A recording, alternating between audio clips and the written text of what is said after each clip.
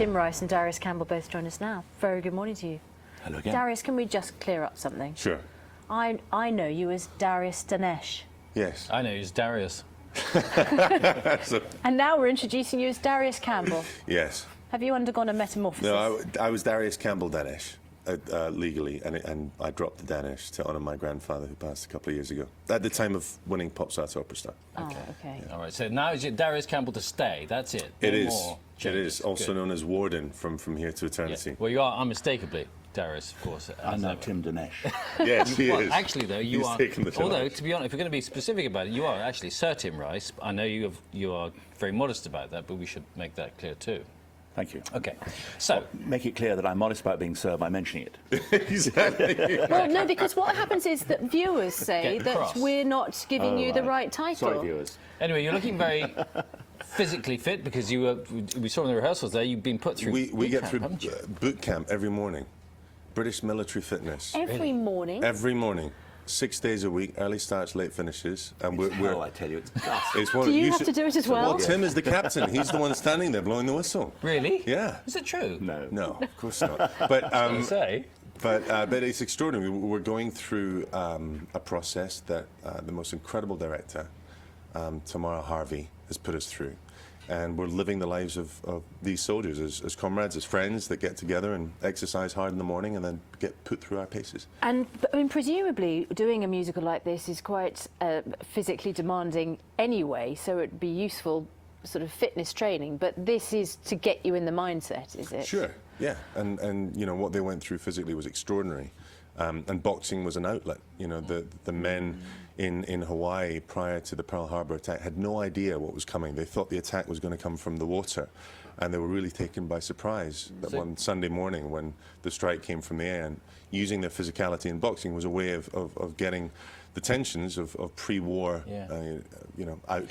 So Tim, there was the novel, then there was the film with Burt Lancaster, then there was actually a TV movie as well. What drew you to the story to make it work as a musical? Well, it's a great story, and I've always said that the key to any musical, indeed any play or film, is the story. If you've got a good story, that's half the battle. But the idea actually came to the chap who wrote the music, Stuart Brayson, who is, as we speak, not that well known, but I think he will be after the show. He's a wonderfully talented composer. This is his first West End show. And he came to me with the idea. I'd known Stuart for a long time. I knew he was very talented, and I'd always said, if you have a great idea, then I'll help you somehow with it. And originally I was only going to be a producer for him. But gradually I got drawn in, and as we built up a team, I got tasked, I believe is the word we use these days. Or asked to do the work. Just ask. Tasked and asked. Now, the other big ask about this is, of course, when people think of From Here to Eternity, they think of that one scene with On the Burt beach. Lancaster on the beach. Now, do you get to recreate that on stage? We get to reimagine everything from the story. Which is Reimagine? big. Well, recreating something is always a danger, because when something is iconic, you associate it with certain things that you can't replace. But when you reimagine something, you can tell a story that is incredibly moving and uplifting.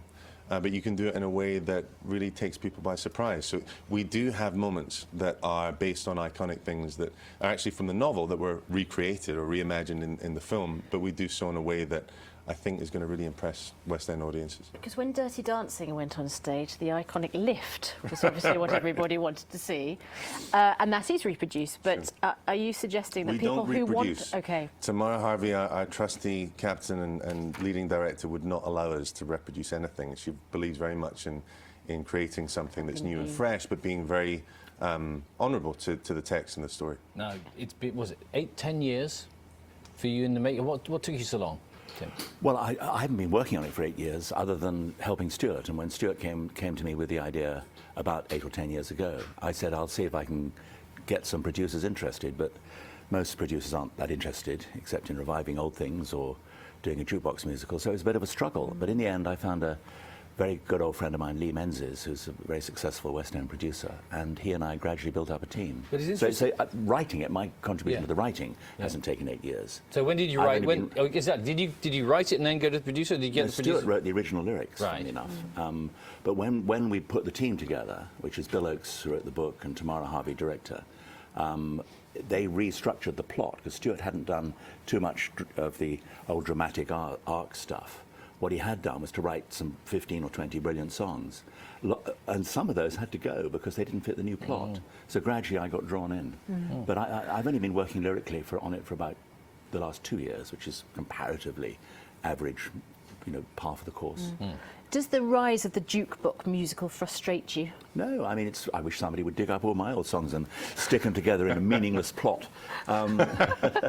No, some of them are great. I mean, Mamma Mia, Jersey Boys, and several others, wonderful shows. Jukebox musicals, like any sort of musical, can be great and they can be awful. And I mean, Mamma Mia was fantastic. What makes a bad musical? What do people get wrong?